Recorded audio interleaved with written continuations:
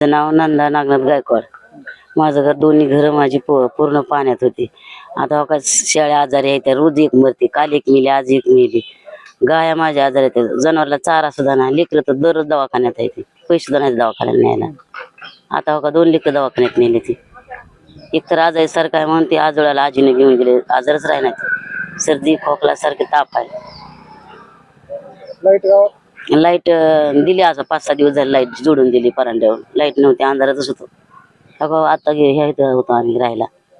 काय काय आजार झाले तुम्हाला? थंडी, ताप, खोकला, सर्दी.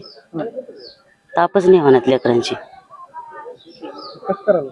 दवाखाना करतोय तरी राहीना गोळ्या औषध. पैसे तर कुठलं कोण देत नाही. काय अजून कुठलीच मदत भेटलेली नाही. ही दुसऱ्यांनी केली लोकांनी मदत, त्या अन्नधान्याची तेवढीच आहे. शासनाने अजून काही दिलेलं नाही. आणि ह्याची तर अजून काय पंचनामा केला नाही जनावरांचा. थोडी पाण्यात जनावर होते, आम्ही सोडून दिली तरी कमी. किती जनावर तुमचे? आमच्या 4 गाया, एक बी आजार आहे तिकडे बांधली सावलीला, इथं जागा नाही म्हणून. 20 शेळ्या आहेत, त्यातल्या राहिले ते 10-12 आता.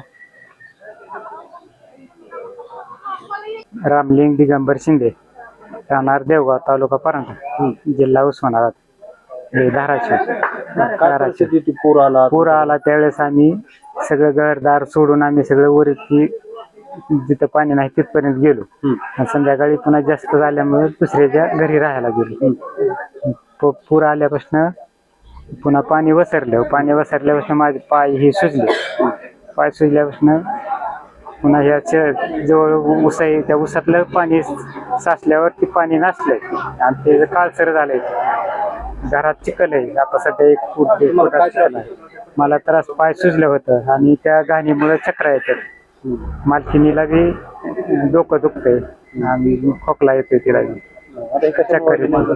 त्या घाणीमुळे होत आहे, तिथल्या घाणीमुळे, परिसरातल्या चिखलामुळे, ह्याच्यामुळे होत आहे सगळं असं होत. काय मागणी आहे?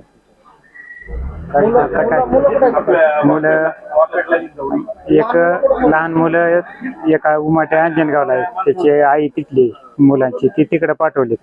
लहान मुलं की 2-2 वर्षाची, ती आजारी पडतील म्हणून तिकडे पाठवले.